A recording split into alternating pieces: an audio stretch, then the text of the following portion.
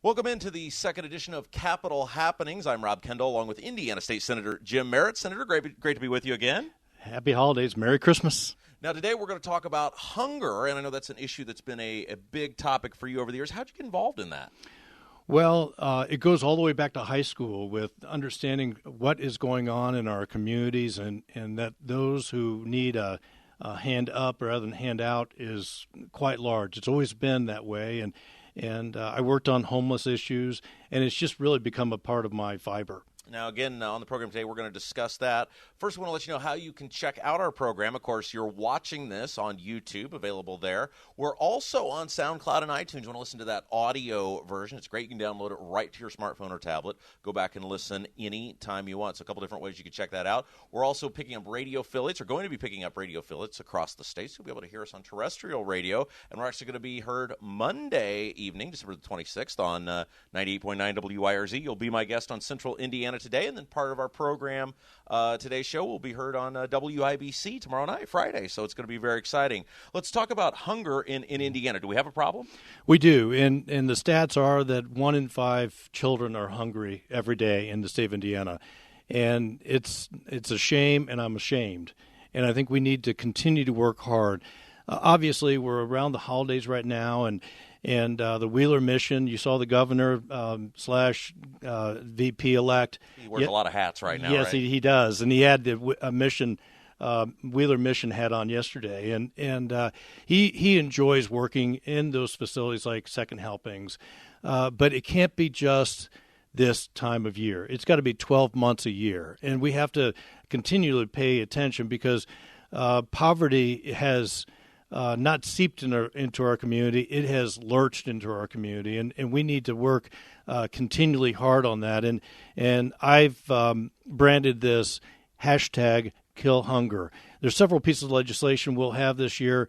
We're on the continual march to reach out to those and help those in need. And again, the premise of the show is we're going to keep you involved in what's going on with the Indiana State House. And so obviously session getting ready to start. So once we get rolling there, we'll be bringing you each week big bills that are going on. But we kind of got this lull period here. And we thought this would be a really good thing to talk about. You know, government alone can't solve issues. You know, it needs the public, the private sector to be involved. What is sort of the approach with the Indiana government to work with other entities to try to tackle hunger? Yeah, well, we're all in this together, and that's exactly right. Government has to let go of some of the trappings or some of the strings that are attached. For instance, in the state of Indiana, you can kill someone, commit murder, be convicted of it, and then get out of prison once your debt to society is finished and get food stamps. That is incorrect or different, I should say, from what a drug felon offender has. An ex-offender getting out after they've been convicted, served their time as a drug felon, cannot get food stamps. This makes no sense whatsoever, and we need to help those that are getting out of prison, the ex-offenders, find a job, but also be able to eat. And we will have legislation changing that this year. And again, I hosted a forum earlier this summer with AFF, America's Future Foundation, about how you help people readapt into society. And that's a huge issue I know that people face is who wants to hire these people and how do we encourage businesses? Because if they've got person A and person B, and they're maybe equal or close to being equal, this person has a record, this person doesn't, you can't blame the business owner for saying I'm going to hire the person without the record. And so how does the legislature kind of craft incentive packages and things of that nature to encourage people to get back on their feet? Well, it's a very good question. I believe there's going to be some legislation that encourages by incentives and tax credits. We also have Recycle Force in the city of Indianapolis where ex-offenders can go and work and be paid for tearing down computers and different types of technology. So we're just scratching the surface. And as well in Indiana, we'll have a piece of legislation this year that kind of destroys the asset test. You could be laid off from your job, and government says spend all of your cash before we will give you food stamps. And this is just so contrary to what we should be working on. We ought to be helping people, first of all, get a job, get back on their feet.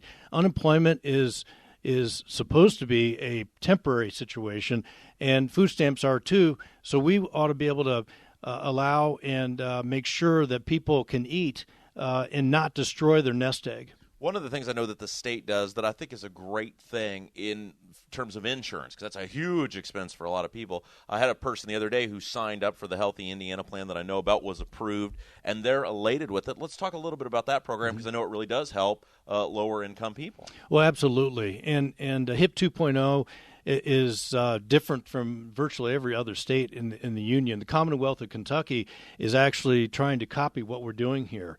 But several years ago when we passed it, it was something that was dramatic. It allowed us to take care of people who cannot take care of themselves in regard to insurance.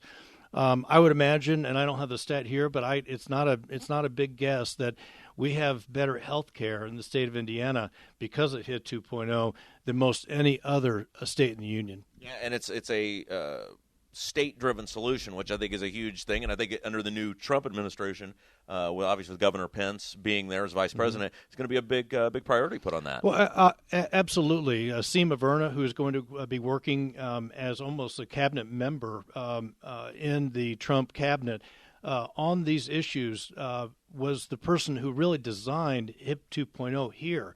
And what the difference with HIP 2.0 and Romney Care, for instance, in Massachusetts, we have market forces here in the state of Indiana with HIP 2.0.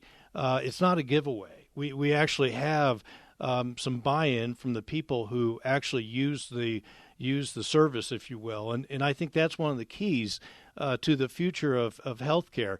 We want people to be healthy, and we want them to take care of themselves, and thus. HIP 2.0 is a great start in that vein, and hopefully Washington gets it. I'm going to break off from hunger and dealing with low-income issues here in just for just a moment. You don't know I'm going to do this, but I want to say congratulations for you. You were presented with the Sagamore the Wabash Award today. It's really cool. How do I get one of those? I'm certain that you're right in line. I saw on the parking lot on the way in. I was walking in, and Holcomb waved to me unprompted and said "Merry Christmas." So I'm thinking maybe January. You're on the governor's list, maybe even Santa's list. Who knows? It's a nice honor for my service to the state of 26 years, and we may have 26 more years in front of us. But it was a nice honor. It's rare that lawmakers get that sort of award. Yes, it is. It is rare, and I feel very, very privileged and very. It's just a very nice feeling to be awarded that. It's a nice Christmas gift, and Merry Christmas to everyone out there. Yeah, so one of the topics we're also going to talk about today, because we're actually going to air part of this on WIBC tomorrow night, Friday night, which it'll air 6 to 7 p.m., and so Senator Merritt's going to be a part of that with me. Let's talk about this DNA bill, and of course there is a bill that's going to come before the legislature this year that would allow law enforcement to acquire DNA from someone if they're arrested for a felony. I'm sure you're going to get a lot of comments, both sides. Tell me why this bill has come forward. Well, first of all, congratulations on the WIBC gig.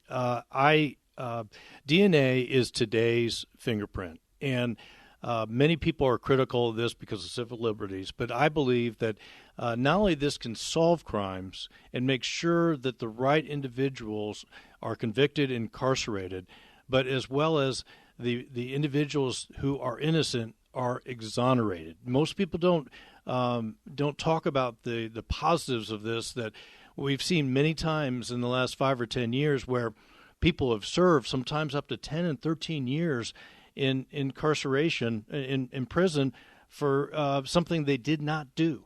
And so there are two edges to this. One, we are going to convict people who are guilty, and second of all, and more importantly, I believe we're going to exonerate those that are innocent. I was going to ask you, obviously Senator Aaron Houchin is the sponsor of this bill. Mm-hmm. A similar bill came before the legislature last year. It did not pass. What do you think the difference is going to be in 2017? Well, the legislature turns over a great deal every 2 years, and sometimes in the House of Representatives it's upwards to 20%. It's almost there in the Senate this year. I think there are different personalities, number one, but two, technology has changed. And as well as we've seen crimes solved in the past year or so, where other states have a solid DNA law, and it served as a great tool, great equipment for law enforcement. And we believe those that support this bill, hopefully law, it will help us not only convict but exonerate. One of the arguments I've seen from prosecutors about this bill is we already acquire fingerprints. Is there a difference? A lot of people say, well, that's not DNA. Is there a difference between acquiring someone's fingerprint and DNA? Absolutely. Right now, upon arrest, people have their fingerprints taken, and they also have a photograph. And that is really that's the history of the person. That can be in a nationwide database. But DNA is so much more effective in finding people. Or not finding people, if you will. And so what I want to be clear about today, though, is that we are proposing DNA is taken along with the fingerprint and along with the photograph.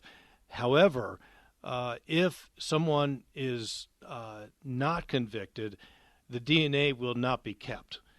And I firmly believe that if someone is exonerated, that someone is incorrectly in error arrested, we should not keep their DNA. Now, we keep their fingerprints and we keep their photograph, but I think because of the interest, because of how people feel about it, we should destroy the DNA once that person is exonerated or not charged. Now, you were telling me a recent crime in Zionsville was actually solved by this. Exactly. It was the man tragically gunned down in his driveway.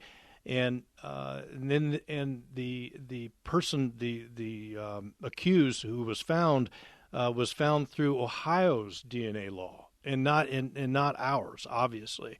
And so this demonstrates to me that we need this in our toolbox of law enforcement. How much, I guess pressure is the right word, how much pressure do you think you're going to get from constituencies on this bill? You think it'll be a big deal, or do you think that there won't be much conversation about it? Well, first of all, Senator Halchin is doing a great job of leading the effort this year. I have been working on this issue since the idea of using DNA as a law enforcement tool was that came on the scene. And so we continue to file this bill. We continue to work on this bill. And I don't know what the odds are, but I do believe that tragedy in Zionsville and finding or at least finding the person accused of doing the murder, committing the murder, gives us a lot of. We don't ever want momentum, but it has given us a lot of momentum. Take us inside how a bill is crafted like this. Like, who do you listen to? Obviously, you're going to hear from law enforcement, I would assume. You're going to hear from civil liberties groups. How do you balance all that information, and who do you seek out to talk to? Well, in this bill, this area of law, I've worked on this legislation for 5, 7, 10 years, and so I read a lot of newspaper accounts, and there are so many different places that you can understand technology and databases and just finding out how far along we actually have come, and Indiana needs to catch up with the rest of the country, and it's just very important that we have this so that, like I said, we can exonerate people and we can convict people. But when it comes to doing research and understanding the issue, I do a lot of reading. Our guest is Indiana State Senator Jim Merritt. We're talking about this DNA bill that would allow law enforcement to acquire DNA if someone is arrested for a felony. How do they acquire the DNA? Have you guys worked out the details on that yet? The devil is in the details.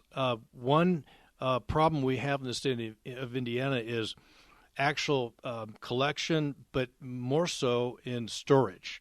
We don't have a first-rate storage system in the state of Indiana, and that will be a criticism of this bill.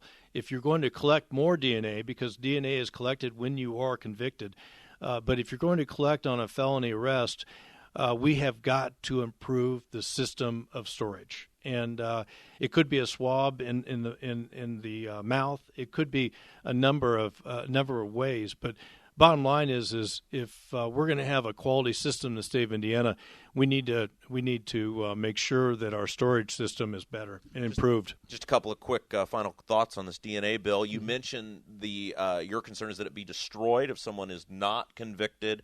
What sort of time frame should that be stored for? Because sometimes it takes years for cases to get to court. Sometimes people are arrested and then they're released, and then the prosecutor looks at it and says, "Hey, we made a mistake. We don't think there's enough to go forward with this person." What sort of time frame are we looking at with that? I always stand on reason and what is reasonable, and I'm waiting for law enforcement to come forward and talk to us about what is a reasonable amount of time. Years, obviously, if the case is still fresh and still ongoing, we keep the DNA. If the person is let go and is exonerated, we get rid of it. What are you hearing from on your partnership over there in the House? Obviously, bills go both ways. There's a lot of negotiation. Is this something they want to address as well? I've had a lot of conversation with Representative Stewart-Wald, and I actually talked with Representative Ballard once about it. And I think we do have momentum. I believe it will pass the House and has a good chance in the Senate. It really is the devil in the details, though. I think having a quality storage system and making sure that we don't keep DNA of an innocent person.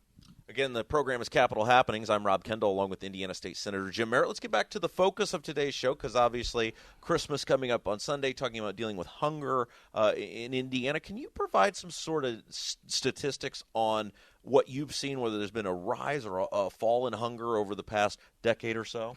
Well, there has been a rise, and people that are doing without is growing as we speak. There have been great efforts to make sure that kids have backpacks full of food for fall and spring and breaks, and as well as IPS and many other schools have places where you can go pick up food during the summertime. But if you look at the state and you overlay addiction, poverty, and hunger, it's all in the same places in the state of Indiana, and so it all melds together with these issues that are people, these challenges that are confronting our families around Indiana, and it's something we need to continue to work on.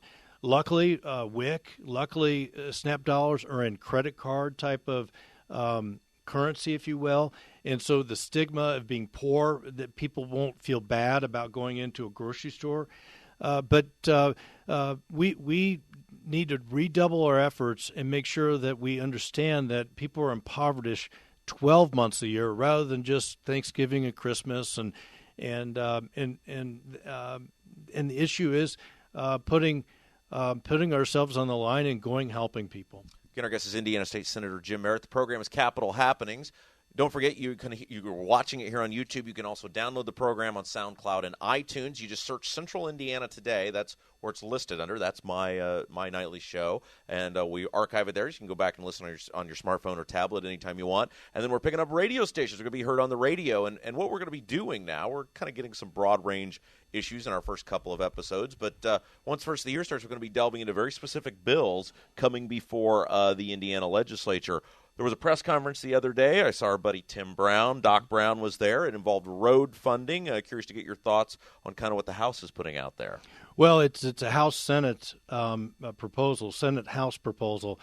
Senator Kenley and Representative Brown have done an outstanding job this summer guiding a commission, looking at all the different ways that we might be able to fund more highway maintenance, local roads. We all know we have situations out in our state that bridges need to be replaced and maintained. It is something that we promised last session that we would put a great deal of effort into, and it's already started. I look forward to the debate. I think it's very important for people to know that are listening and watching today that we are committed to having a first-rate highway system and local roads that are maintained throughout the state of Indiana. And I think that's really, really important because we're always constantly recruiting companies to come here. No one's going to want to come to Indiana if they feel like a bridge is going to fall. That's one of the key issues I know, having served in local government out in Hendricks County. 74 in Brownsburg, huge issue.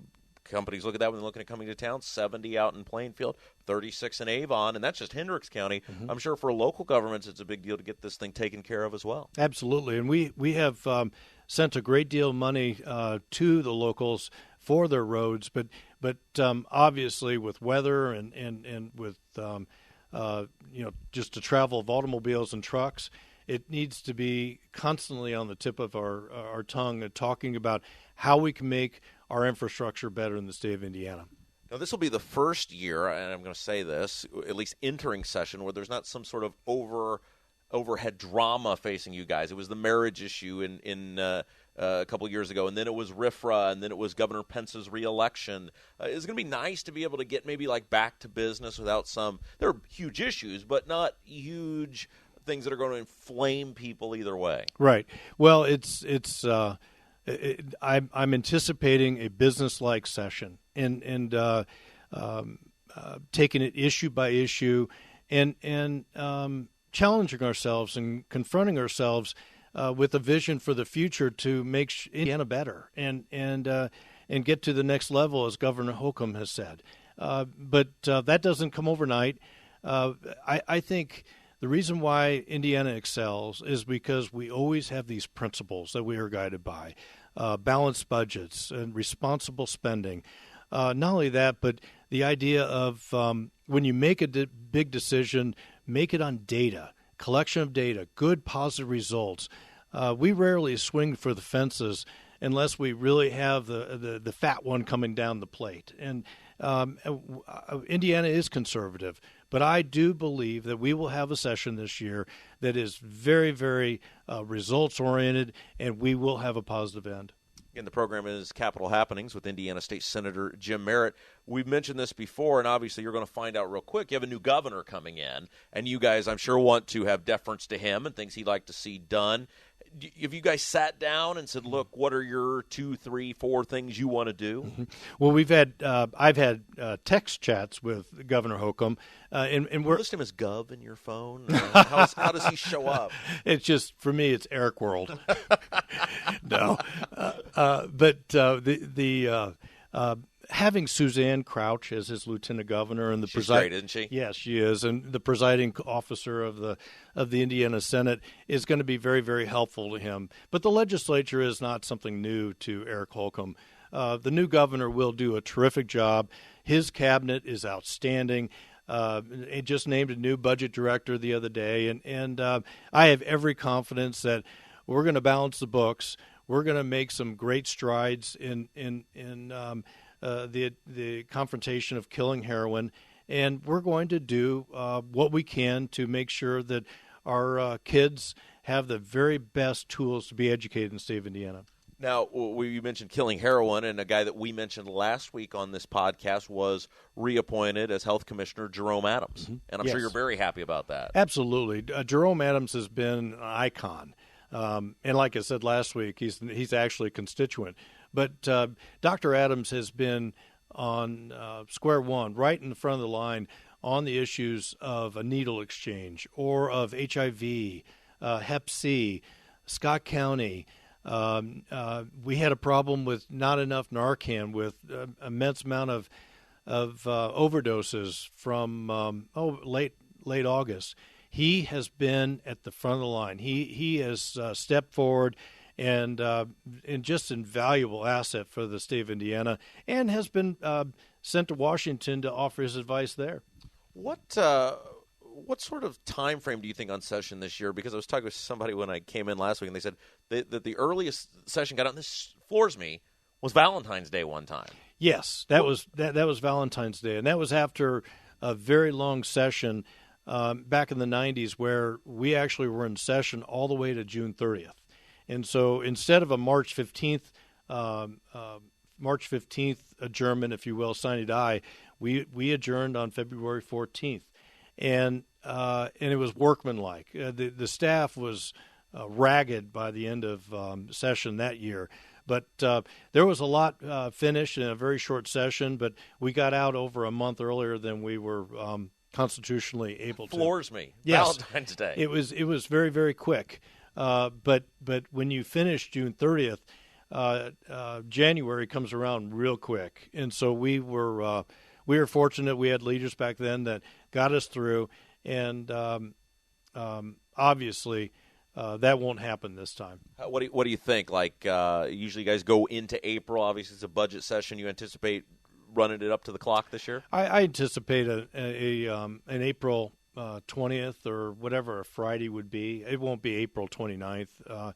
Or even into May. We will finish our work. We will have balanced budget, and we'll start conquering some problems such as infrastructure. All right, I want to close with this. Obviously, our final episode before the Christmas hosoliday, and assume we'll have one next week to talk to people. Mm-hmm. But anything you want to say to the audience and your constituents as we head into Christmas? Well, to the people in the state of Indiana, we've had a very good 2016. And I'm looking forward to a brighter 2017. Want to wish you all a happy holiday and a very Merry Christmas. All right, this has been our second episode of Capitol Happenings. Don't forget, you can check out the podcast here on YouTube. We're also available on SoundCloud and iTunes. If you just search Central Indiana Today, you'll find the show labeled there, and you can go back and listen anytime you want, right from your smartphone or tablet. Senator Merritt, hope you have a very Merry Christmas. Same to you. Thank you, Rob. We'll talk to you next week. You've been watching Capitol Happenings. Thanks for joining us.